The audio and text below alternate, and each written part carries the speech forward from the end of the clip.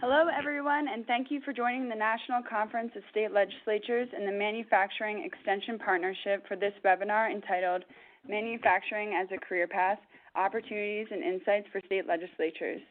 My name is Emily Mayer, and I'm a Policy Associate in the Fiscal Affairs Program at the National Conference of State Legislatures.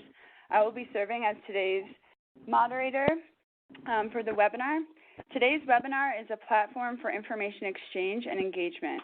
Over the next 60 minutes, we encourage participation through our chat box. So feel free to type your questions and answer any questions in the chat box located in the lower left hand of your screen. To begin building some comfortability with the chat function and to also learn who is online today, I invite you to type in the state from which you are calling in now. As a reminder, if at any time during this webinar you have any difficulty hearing the audio through your computer speakers, please use your telephone to dial in for the audio portion. Above the presentation, you will see a couple tabs with one of them labeled Resources. Here you can find and download a PDF version of the PowerPoint. Another tab is labeled Speaker, where you can read the bio of today's speakers. You can access the tabs at any time during the presentation. Today's webinar is being recorded and will be available on NCSL's website within a week. The National Conference of State Legislatures is pleased to partner with the Manufacturing Extension Partnership to bring this webinar to you. In case you are not familiar with NCSL, we are a bipartisan organization that serves the legislators and legislative staffs of the nation's 50 states, its commonwealths, and territories. Our mission is to strengthen state legislatures. NCSL provides several different resources, including research, testimony, and opportunities for lawmakers to exchange ideas on pressing state policy issues. This summer, we are hosting our annual Legislative Summit in Nashville. For more information on these meetings or NCSL's activities and services to legislators and legislative staff, please visit our website at www.ncsl.org. This jointly sponsored webinar will engage thought leaders in workforce and talent development to discuss trends and opportunities in manufacturing careers and steps that legislators and other state leaders can take to raise awareness and stakeholder engagement. We'll hear from experts from the Center for Regional Economic Competitiveness, Jobs for the Future, and state senators from Kansas and New Jersey. After we hear from our presenters, we will open the discussion to include questions from the audience.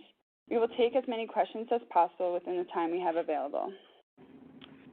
Now we'll turn the program over to our moderator, Dr. Marty Romiti of the Center for Regional Economic Competitiveness.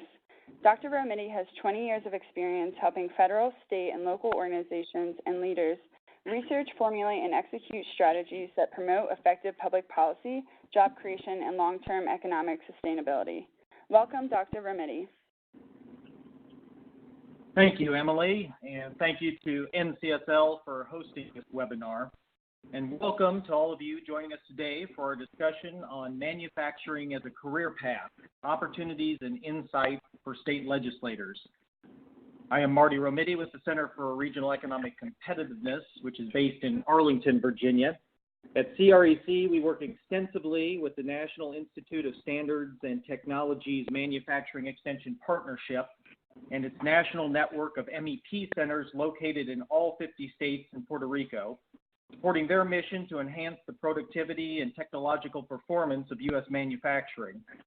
Our organization also provides policymakers at the state, regional, and local levels with the information and technical assistance they need to formulate and execute innovative, job-creating economic strategies. I'm very pleased to be serving as the moderator for today's webinar. Manufacturing remains critical to the success of our economy. Great countries make great things, with skilled workers and advanced technologies powering this pipeline for production. Despite many reports of the decline of U.S. manufacturing, the sector still employs 12.8 million workers, or nearly 9% of all non-farm workers in the United States. Recently, manufacturing has played an outsized role in the country's sustained economic recovery. At the state level, some states are more closely tied to production than others. And in several states, a large percentage of overall employment is devoted to working for a manufacturer. The slide on the screen shows what percentage of each state's workforce is employed in manufacturing. While states actively seek to grow their manufacturing sectors, there are also reports that many thousands of good manufacturing jobs are going unfilled. These jobs typically provide high wages with benefits, yet many regions struggle to find qualified candidates. Filling these critical vacancies is made all the more difficult in the context of tight labor markets with record low rates of unemployment.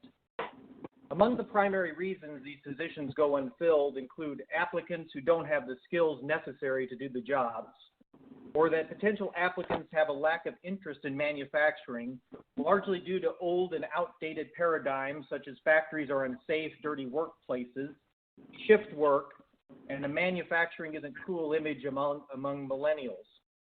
In response, advocates in the field work hard to illustrate how manufacturing jobs provide access to good careers with opportunities for creativity, engagement with new technology, and innovative and rewarding work.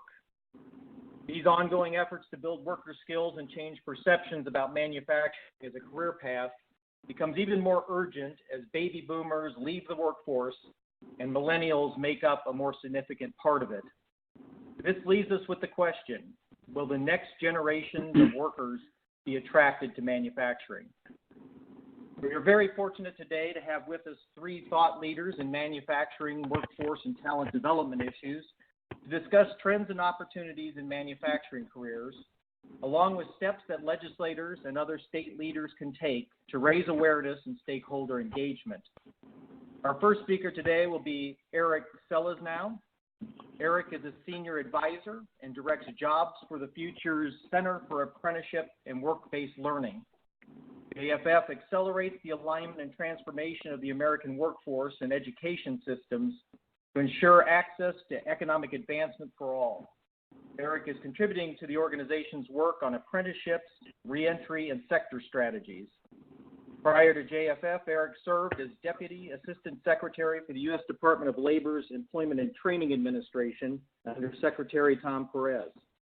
During his tenure at DOL, he focused on implementing effective workforce development, skills training, and registered apprenticeship programs.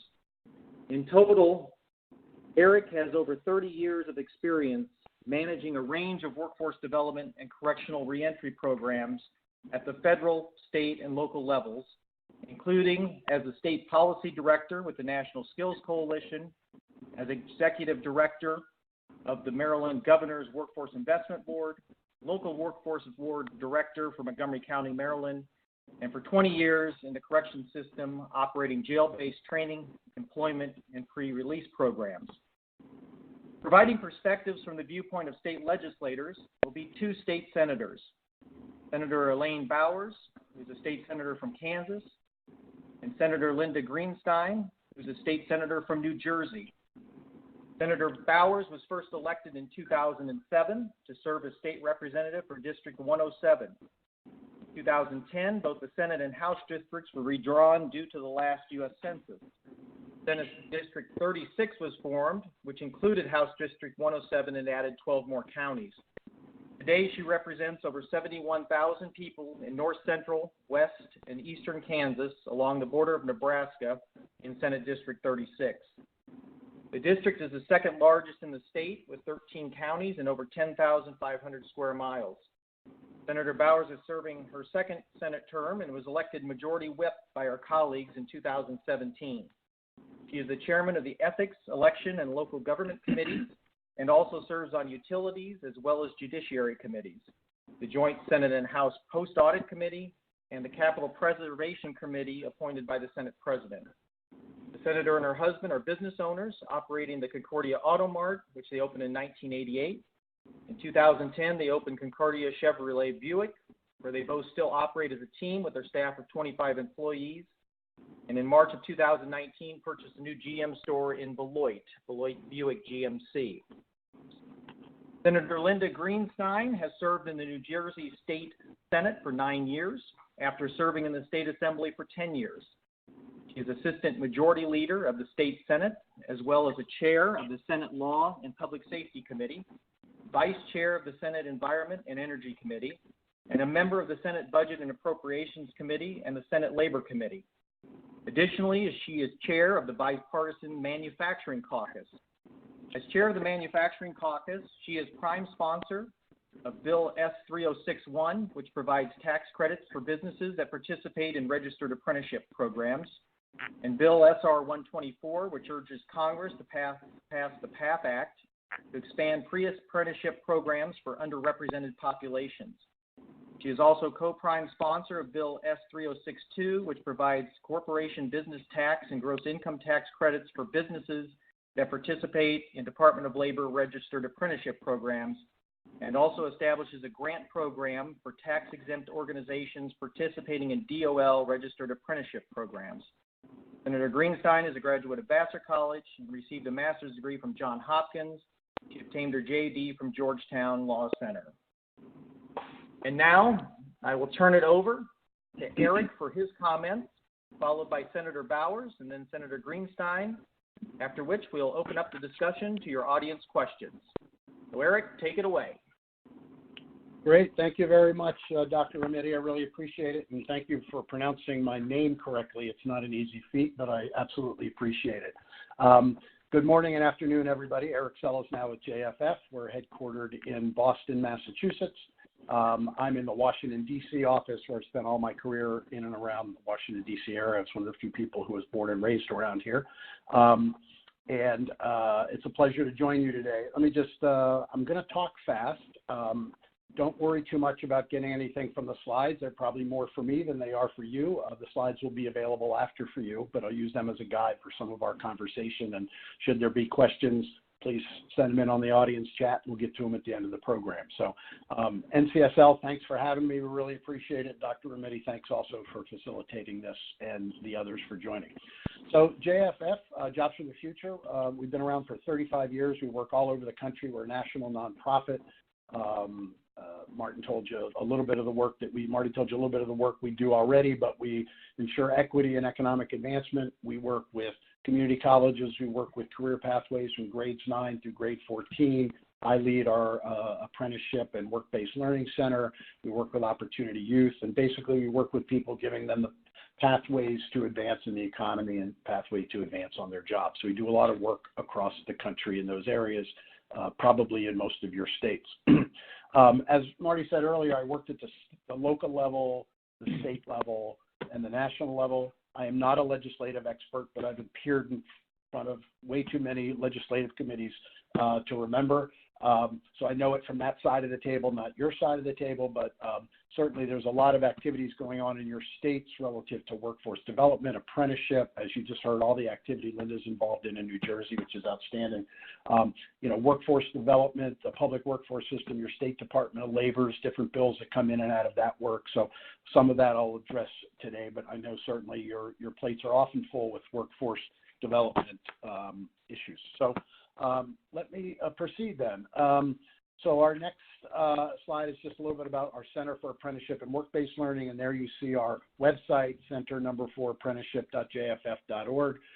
Feel free to go and look around if you're doing anything on apprenticeship. We have a lot of resource materials there. Certainly you can follow up with me after this call if you're seriously exploring apprenticeship, pre-apprenticeship, and registered apprenticeship. And so our center is a resource in the field. We work with states and locals and community colleges and workforce boards and a wide range of folks trying to advance apprenticeship across the country.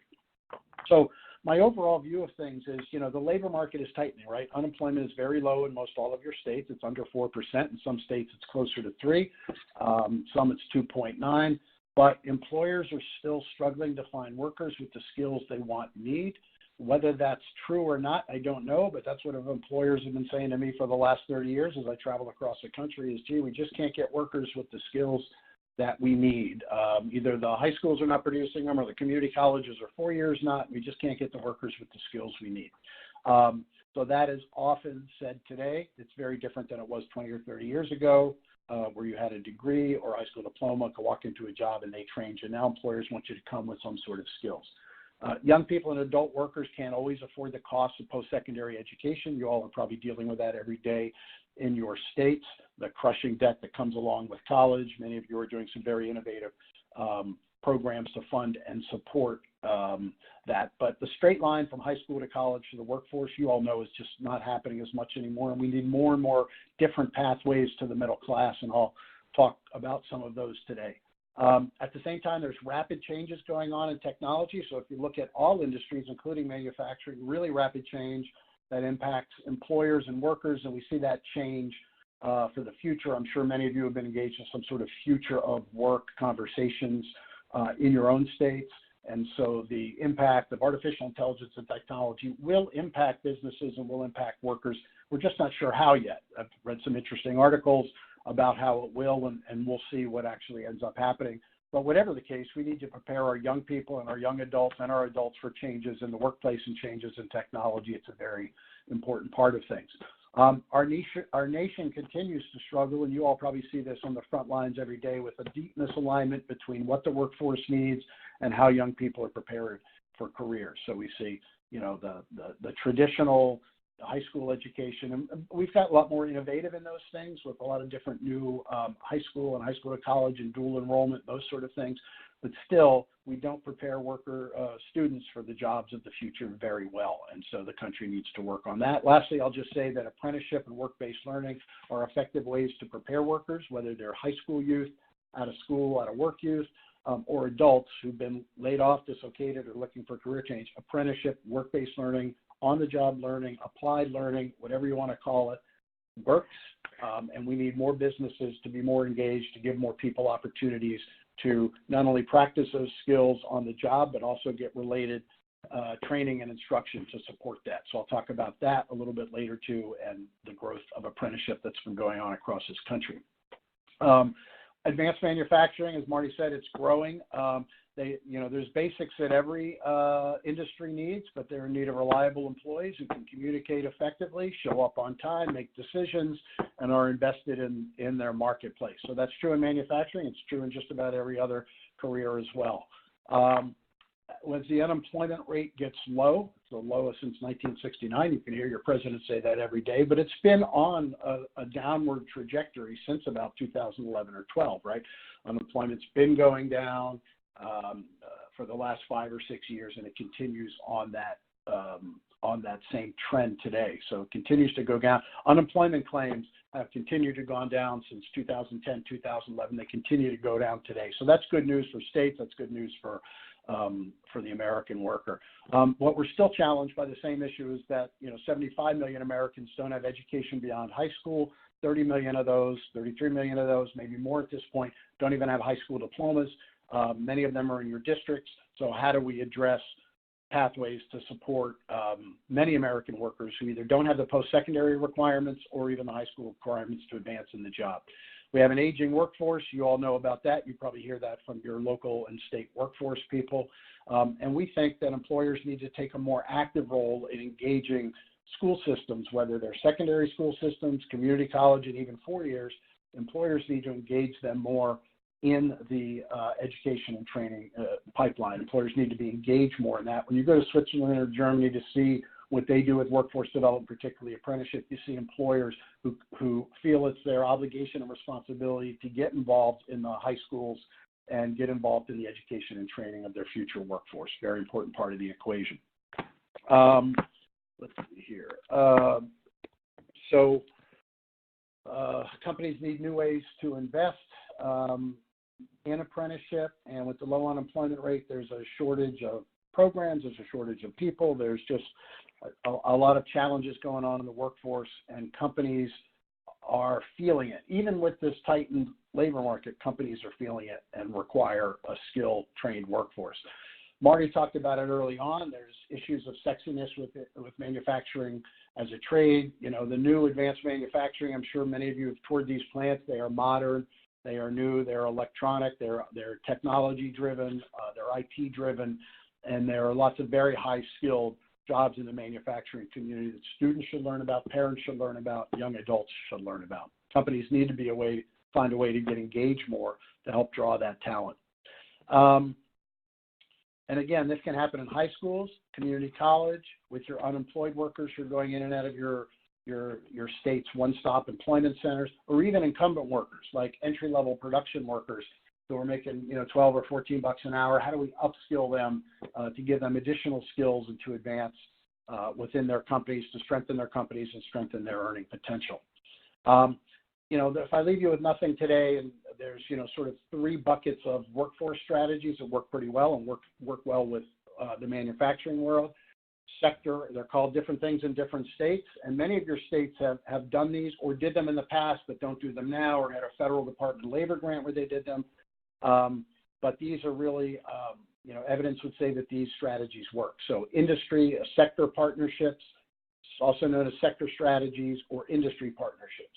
These are groups, sometimes at the state level, more effective when they're at the local or region level, where you organize 10 or 20 or 30 manufacturers, 4 or 5 hospitals, 20 or 30 hotels, where you organize industry by sector, where you do an analysis and assessment, asking all the right questions to find out exactly what they're going to need over the next year or two in terms of employees and what are the skills those employees need. And then once you get the business perspective, then the workforce partners go into action in crafting solutions for that and targeting those solutions for those companies. So those might be community colleges, workforce boards, industry associations, local nonprofits, and CBOs, but ways to really assess what the businesses want and need in a certain number of occupations. We can't solve every problem businesses have, but if you have 20 or 30 manufacturers, they all need CNC operators, or they all need transportation and logistics specialists, or perhaps they need maintenance mechanics, which is a very in-demand skill these days, then the workforce partners need to sit around and figure out how to provide those programs for those employers. And you can create, employers come to these sector partnerships with different reasons and for different things. Some are hiring, 50 people in the next 6 months. Some are more worried about their longer-term pipeline. And some just like to sit on committees in their community. But employers come for different reasons. So you have to figure out and ask the right questions. You have a short-term workforce need that you need support and assistance with, or are you trying to create a longer-term pipeline of workers, perhaps reaching back into the high schools or even middle schools to create pathways for people in your region to get into that field? Oftentimes when young people, particularly you folks in the rural areas, young people go away to college to other parts of the state, many times they don't come back because of jobs or other opportunities. To the extent that we can grab young people early on and connect them with good jobs and good wages in their communities and ensure that there's opportunities there for them. Local businesses need it. Certainly the people live in those communities. The middle ring talks about grade 9 through 14 career pathways. And again, that's a purposeful and an intentional process of high schools and colleges, community colleges working together to stand up, organized curriculum leading on a specific career pathway. Sounds easy, not really, but what you're doing is articulating the student's growth not only through high school, but also as they transition into post-secondary work. So you're getting folks not just with a high school degree at the end of the day, you're also getting them some sort of post-secondary credential degree or certification, very important, whether that's in manufacturing, hospitality, healthcare, or IT. Your school systems are probably doing this to some degree, but again, you want to focus most importantly on that bridge between high school and college. Some places do this by dual enrollment. Some places do it by apprenticeship, even starting with apprentices in high school, crossing that barrier to dual enrollment community colleges. And so the employers in the region are getting students who've gone on a very specific instructional pathway. Maybe they've gotten some work-based learning, internships, or work along the way. Sometimes it's been a registered apprenticeship program for them, and they pass through, certainly for the first 2 years of college, with some very clear career direction. The last bucket there is apprenticeship and work-based learning, and believe me, 5 years ago, none of us would have been talking about this that much. But certainly during the Obama administration, now the Trump administration, apprenticeship has continued to be a lot of growth and a lot of interest, a lot of energy and enthusiasm across the country. They're challenging programs to put together, but they're also very effective with excellent outcomes. And when I talk about apprenticeship, I'm talking about high quality, high rigor, high standard programs. I'm not talking about internships. I'm not talking about job shadowing. Those are other parts of work-based learning. I'm talking about rigorous programs, the sort of programs that one of our speakers, Linda, is endorsing in New Jersey. New Jersey is doing a great job with registered apprenticeships. Those are registered with either your state agency or the federal Department of Labor. These are programs that require on-the-job learning of 2,000 hours a year, 144 hours of of related technical instruction, mentoring, and their outcomes lead very well to great outcomes of good jobs, high wages, and really excellent job retention, which is important to employers to prevent the churn in the economy. So I could talk about apprenticeship and work-based learning all day. I won't do that, but I certainly could. There's plenty of information on our website, but if you're interested in working with folks to stand up apprenticeship programs, there's a lot of activity. Department of Labor is sending every state a chunk of money this year. It was just 33 states last year. Now they're sending every state a fairly decent chunk of money to do some state-level work on apprenticeships. So you'll want to ask your department heads about that when they come to see you for budget hearings and other activities. But you should get engaged in apprenticeship. It's got some of the most effective outcomes of any of the workforce programs that you and I know. So just wrapping up here, sector partnerships I talked about, working closely with employers to figure out what they want and then giving it to them. Career pathways are really an offshoot of that, and that is figuring out what employers want and creating those instructional pathways to get there, either starting in secondary or post-secondary or through the public workforce system. Well, I guess we'll see if Eric got cut off. So I think, Emily, if it's all right with you, maybe we'll have Senator Bowers make some comments about what's going on in Kansas while Eric connects back on. Is that all right? Absolutely. Okay. So, Senator Bowers, we were going to have some state legislators' perspective, and so can you kind of pick up with some of the work going on in Kansas and what you're doing as well? Well, sure I can, and good morning, everyone. Kansas's efforts truly started in 2004 when the Division of Workforce Development was moved from the Department of Labor to the Department of Commerce. However, the Kansas Department of Labor still conducts projections of the workforce needs for the Kansas economy. I'd like to talk about one key bill and then other efforts in our state today. In 2012, we passed Senate Bill 155, which created Excel in Career Technical Education, administered through our Board of Regents. Beginning in 2012 and 2013, Kansas high school students could qualify for free college tuition in approved technical education courses offered by Kansas technical schools and community colleges. Approved courses are those classes that lead to an industry-recognized credential and a high-need occupation, and these are determined by the Kansas Department of Labor. Funding in 2013 was just a bit over $13 million, and in 2018 at $28 million. Participation in 2013 was 3,400 students, give a few more, and about 12,000 in 2018. In this year's budget, we voted to fund this program in 2020 at $29 million. Some of the qualified occupations include, but not limited to this list, nursing, computer support specialists, machinists, heavy and truck trailer drivers, firefighters, carpenters, and sheet metal workers. The Board of Regents shows data of the head counts increased by 37%, and the students under the age of 18 has increased by 232%. In the last 6 years, research shows CTE credits lead to higher employment, higher wages of approximately $3,500 a year, and are preparing students, especially for Kansas businesses, and of course preparing them for college and getting them that head start. The program has received national recognition in 2013 as one of the top 10 innovations to watch from the Brookings Institution. 2 Kansas staff members, one from the Board of Regents and one from the Kansas Department of Education, published an article in September issue of Techniques, which is a national monthly magazine published by the Association of Career and Technical Education, entitled Free CTE College Tuition and Certified Funding, Kansas SB 155 at Work. This is a very popular program with legislators, and in fact, we passed it in 2012 with unanimous votes, 35-0 in the Senate, 111-0 in the House.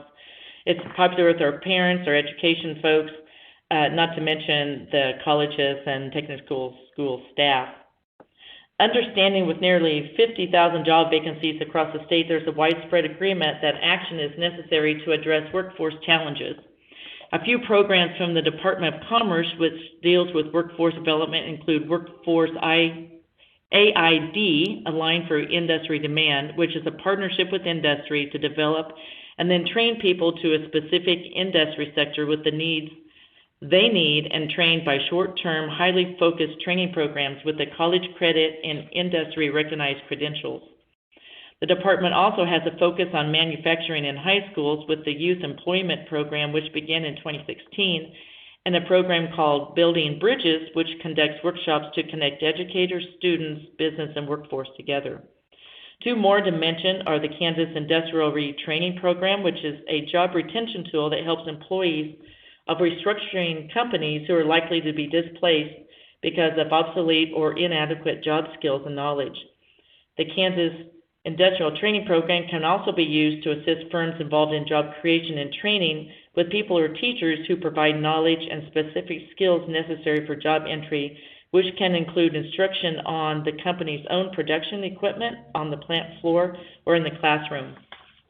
Both programs are funded from the Department of Commerce Economic Development Initiative Fund, EDIF, operating grant. These dollars are from our gaming and racing and lottery funds each year to the state.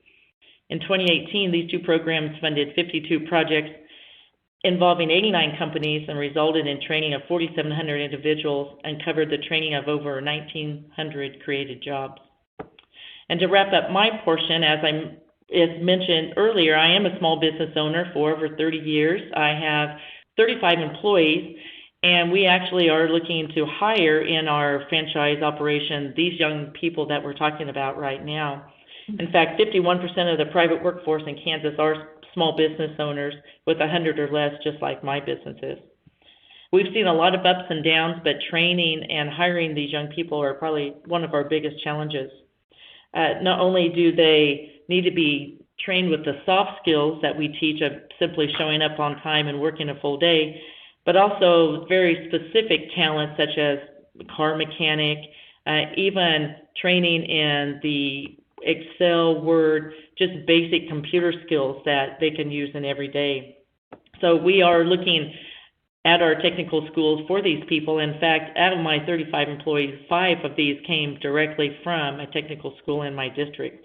So this is something that we look for and are very particular how our training works with our young people that we hire. And it's a very important part of my district and my state. So I'm very happy to talk to you as a small business owner looking at who we're hiring and where they're coming from. And in my portion of the state, they are coming from farm families, and they're raised rural and trained in our rural community colleges and technical schools. So that is what I have, Doctor, and if any questions at the end, I'm happy to answer. Yeah, thank you so much, Senator Bowers. Great list and perspective on what Kansas is doing and your perspective as a business owner as well. Really appreciate that. And we'll come back at the end to see if we can catch any questions related to your comments. Real quickly, Eric, are you back on the line?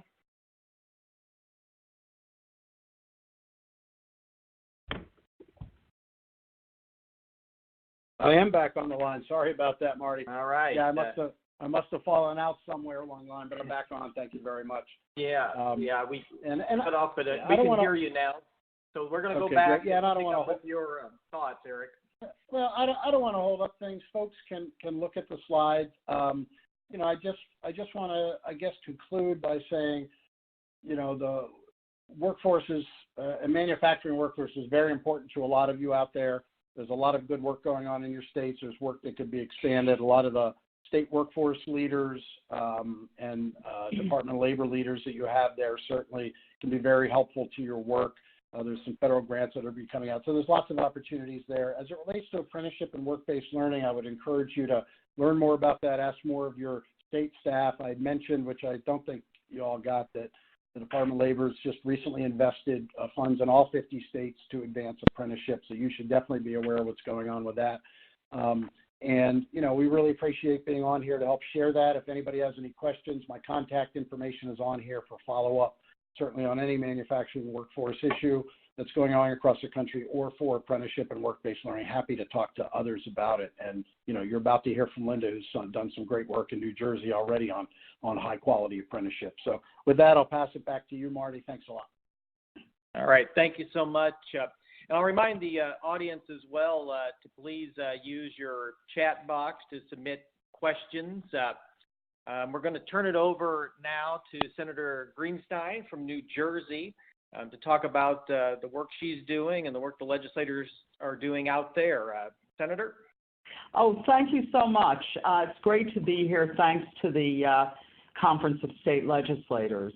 I am chair of the New Jersey Bipartisan Legislative Manufacturing Caucus, and our goal is to focus on policy and legislative changes necessary to strengthen and grow our manufacturing sector. New Jersey's manufacturing and STEM industries are alive and well with over 11,000 companies, 360,000 employees, and $46 billion in output. Our state is also home to 21 excellent vocational technical schools which offer cutting-edge curriculum and often have long waiting lists. In fact, last year, 17,000 students were turned away from overcrowded vocational schools. The goals of our manufacturing caucus for this year include building a strong workforce by improving our vocational technical education system, providing for tax benefits and incentives for manufacturing businesses, and helping business owners navigate government bureaucracy. Manufacturing is a vital area of New Jersey's current and emerging economy, and it is the intention of our caucus to provide our manufacturers with the tools they need so they can thrive in our state and, more importantly, remain in our state. My legislative district is at the heart of the logistics industry that is New Jersey's fastest growing economic sector, running up the New Jersey Turnpike from exit 7A in Robbinsville, home to a giant Amazon facility, to exit 8A, where the largest concentration of warehouses and distribution centers is located. Because of our location near the newly widened New Jersey Turnpike, we're at the epicenter of the just-in-time supply chain economy that experts expect to spur future business growth in New Jersey, since these distribution centers need the ability to make final product design adjustments on the way out the door. We've seen many changes in our state's manufacturing system. While the giant assembly lines and steel mills are gone, we have, as I said, over 11,000 manufacturing firms today. Senate President Steve Sweeney's vision for a major bond issue to expand and equip county vocational schools is a vital component of our strategy. The bond issue includes $500 million for the expansion of VOTEC schools, and it was signed into law by Governor Murphy last summer. During our many travels around the state, we've heard directly from business owners and managers. The consistent message is that there's a concern over a shortage of technical workers. This is where the VOTEC bond issue will be critical in helping to fill that gap and produce thousands of immediately employable workers in well-paying and satisfying jobs.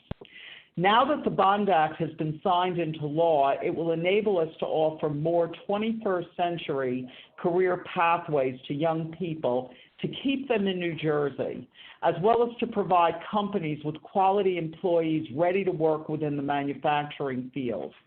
This will also significantly improve the lives of underserved women, minorities, and veterans. Adults presently working 2 to 3 jobs can now get one good job with benefits. Additionally, our governor included a proposal in his 2019 budget called the New Jersey Apprenticeship Network. This will further spur economic development and prepare New Jersey's workforce for the future, demonstrating our state's leadership in the development of apprenticeship programs. The Apprenticeship Network will establish a special office to serve as a single contact to link employers and potential apprentices. The office will be responsible for developing new programs and will also facilitate interactions both at the federal level and across industries. It focuses on high-growth sectors such as advanced manufacturing, clean energy, IT, software, and healthcare. There are approximately 40 pieces of legislation we've introduced this session that focus on manufacturing, and it's my intent as chair to see that they move through the process. This has been a very bipartisan effort in New Jersey to write legislation that provides manufacturers with middle to highly skilled workers who meet the demands of the future. A report, which we call the McKinsey report, was entitled Reseeding the Garden State's Economy, and it cited the mismatch of middle-skilled workers with the needs of employers as a critical drag on our future economic growth. Our goal is to ensure that students are presented with a clear path from VOTEC to county college to four-year schools like NJIT and Rutgers, where graduates have the highest job placement and earnings. Another concern we heard is that schools and county colleges need to work more closely with businesses so they can turn out the workers of tomorrow that industry demands. I believe it's imperative that we ensure our incentive programs also encourage emerging high-tech businesses and make sure that we capitalize on the opportunity for manufacturing growth at the end of the supply chain that our expanding logistics sector provides. As a caucus, we were able to obtain a supplemental appropriation of $250,000 for the New Jersey Manufacturing Extension Program, a private not-for-profit that improves the profitability and competitiveness of our state's manufacturers. This money is being invested in workforce development programs and has produced good results for our veterans, unemployed, and underemployed residents. Additional workforce development policy in the works includes legislation for recruitment policies, apprenticeship grants, and mentoring programs for women, minorities, and persons with disabilities. One bill in the works would establish a pilot program to assist adults in completing a year-long technical education certificate program. Also on our agenda, the Economic Opportunity Act, a big bill or law here in our state, is due to expire on July 1st, 2019. The act has been successful in stimulating job growth in targeted businesses, including the manufacturing sector.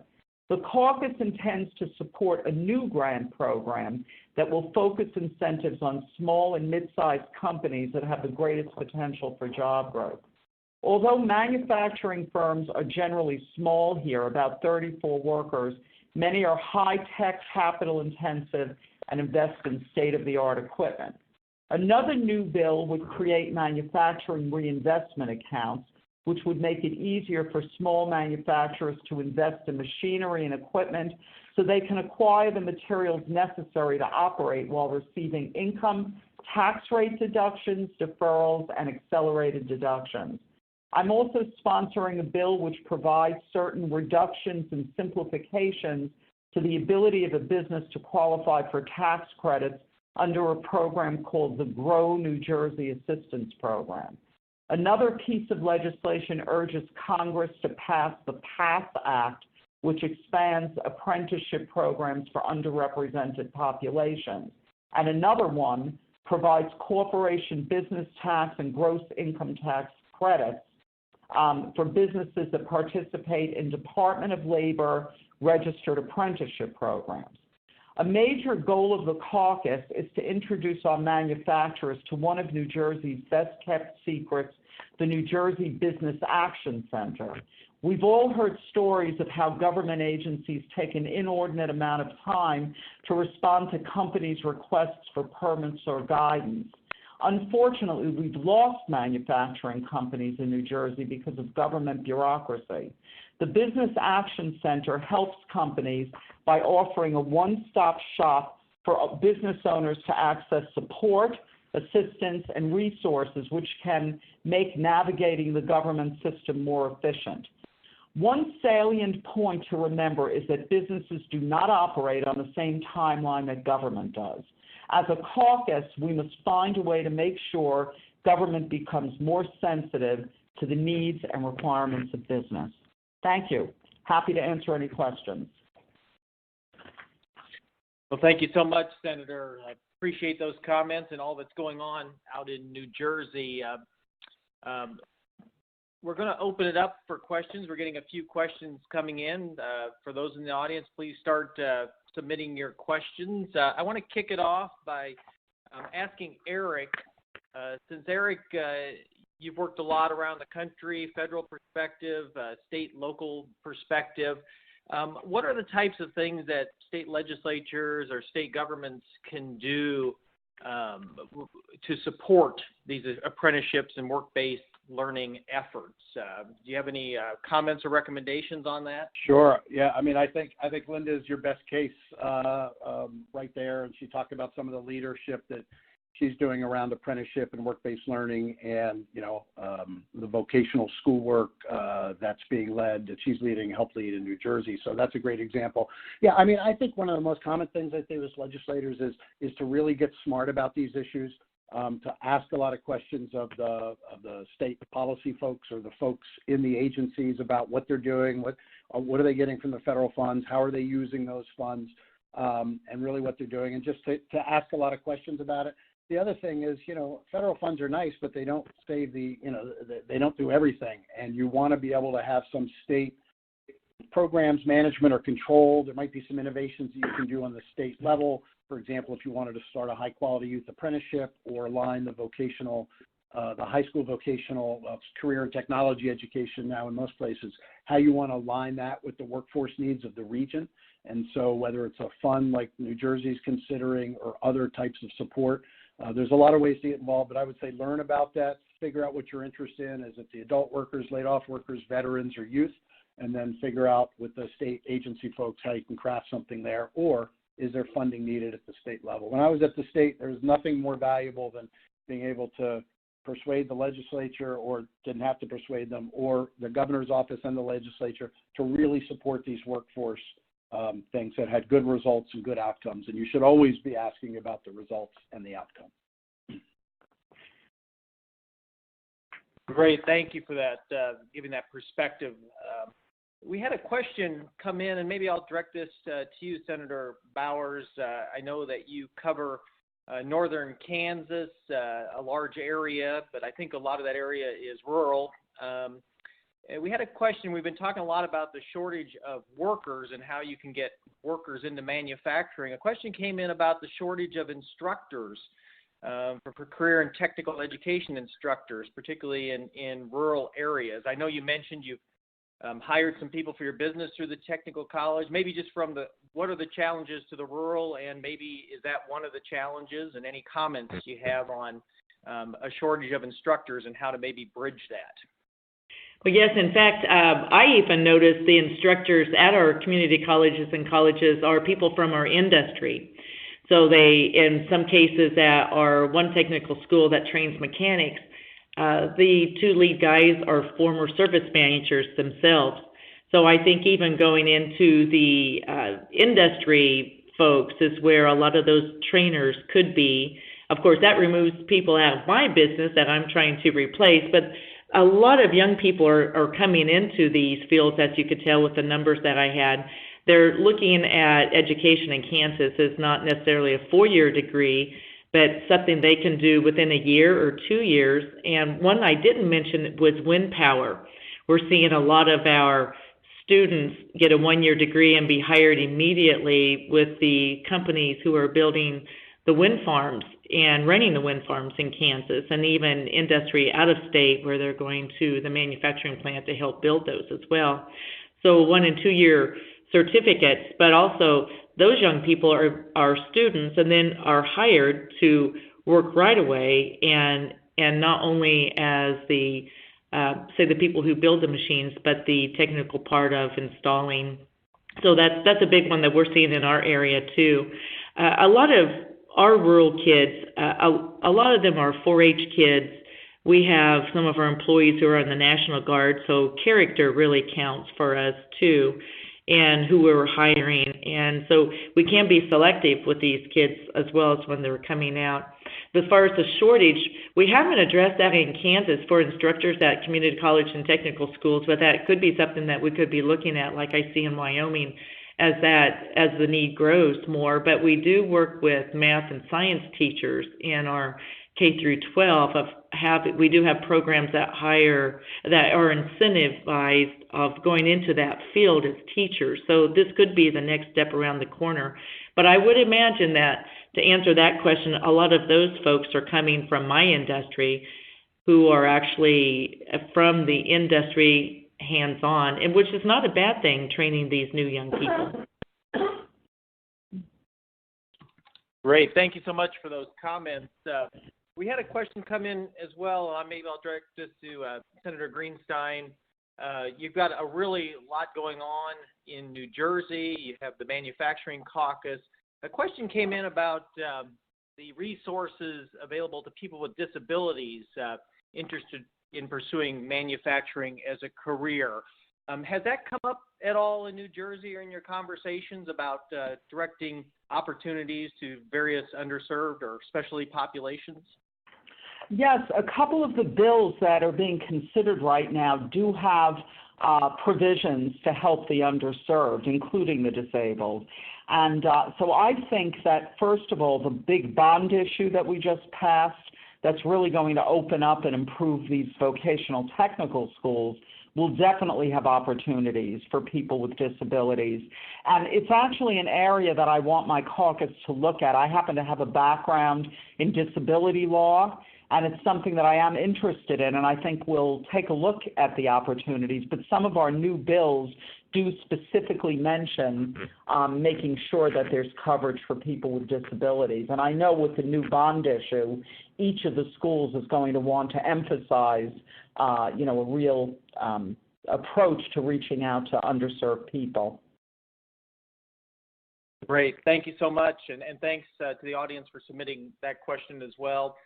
Eric, I wanted to go back and maybe ask a question about, you talked a lot about, I know there's a lot of emphasis on apprenticeship and the work-based learning. I mean, one thing is getting the student or a worker into that program. The other is getting a manufacturer to be involved in it as well. Can you talk a little bit about, how industry engagement and how that's going and potential lessons and strategies for those seeking to build those programs? It's a great question, Marty. And that's the most difficult part of this work. And you can't do any of this work unless you have the demand side, the employer side, really, as part of the equation, who are interested in, the biggest thing with employers is what is their pain point, right? Is it finding people? Is it keeping people once they've hired them? Are companies competing with each other for $1 an hour for manufacturer production workers? So there's a lot of challenges to the business community. And, look, I'm not going to say it's easy getting the business community engaged, but that would be an excellent role for legislators to convene employers, to do some roundtable meetings with sectors within the industry to learn what their needs are, and to try to engage them. I think employers, they run plants, they run transportation logistics, they run a lot of different things. They're not experts in workforce development. Some have HR people, but, as Linda pointed out, the average size of many of their manufacturing companies is 34 employees. So, many are not big operations. Some of your states do have big operations, so you might have a Siemens or an Eli Lilly or a Nestle's factory or something. That's one thing. But it's really important to get the employers together, find out what their common needs are for skills and training, and sort of, engage them a little bit in this process to get them involved. So there are people in state government who should be doing some of that business outreach, either on the apprenticeship staff or with the local public workforce system. But there's nothing like a policymaker or a legislator to bring a group of employers together to sort of encourage them to get involved, to understand what their pain points are relative to skills, and whether they want to focus on youth or adult programs. So, a lot of that is understanding the benefits. And so, apprenticeship for me is easy, right? Apprenticeship, you look at all the workforce programs across the country. I don't care which one it is. Nothing's going to have the outcomes that apprenticeship has, particularly registered apprenticeship, higher employment rates, higher completion rates in community colleges, equal to four-year colleges. Sorry to anybody with community colleges, but that's just the fact, and I love community colleges. But they got higher completion rates, higher wages, average of about 50 to 60,000 a year, depending upon where you're on the country. And the real key is apprenticeship has 91% retention rate, so it really reduces churn within these companies, which is an important thing. So it's really trying to, learn from the employers and also connect them with some of the resources in your state, apprenticeship, or some of the other workforce things through, career and technical education or some of the programs that Linda just described as well. Doctor, can I make a comment? It's Linda Greenstein, unless somebody else. What I wanted to say is I would recommend that any state try to have a bipartisan caucus as we have here. It's only about 2 years old. We're still working through growing pains, but I think it's very, very important, and it's also important, obviously, to have a Senate president and a governor who are supportive. But I think our business community is very supportive of this. And we have this group, the New Jersey Manufacturing Extension Program, which is run by a John Kennedy. He is the biggest cheerleader in the state. He brings together so many of the employers. When he does an event, I'd say there are a few hundred small businesses there. So with all of these resources, that's helped us a lot here in New Jersey. And I do want to thank you, Eric, for your good comments about New Jersey. I think it's good that we have all of these different resources here in the state. It's helped. Yeah. I might add to that, Marty, that, every state has an MEP, Manufacturing Extension Program. Mm-hmm. Some are stronger than others. I worked with them closely when I was at the state in Maryland. And, MEPs are a valuable resource in getting their help in organizing manufacturers and in helping with some of these projects and programs. Fantastic. Thank you so much for the comments. Thank you, the audience, for having the questions as well. Sorry we weren't able to get through all of them, but we're coming to the top of the hour. So I'll close down the webinar for today. I want to thank Eric, Senator Bowers, Senator Greenstein, for NCSL for putting on this topic. And Emily, I'll turn it back over to you for your closing remarks. Sure thing. Thank you, Dr. Romiti. And I just want to reiterate the thank yous to you for facilitating this webinar, and to our speakers, Eric, Senator Bowers, and Senator Greenstein. Thank you so much for taking the time to speak with our audience, and to our partners at the Manufacturing Extension Partnership for their support. And of course, thank you to our audience members for taking an hour out of your day to come and listen to us, and hopefully we've answered some questions that you had. And if you have any other additional questions, please feel free to contact us at the email address shown on the screen.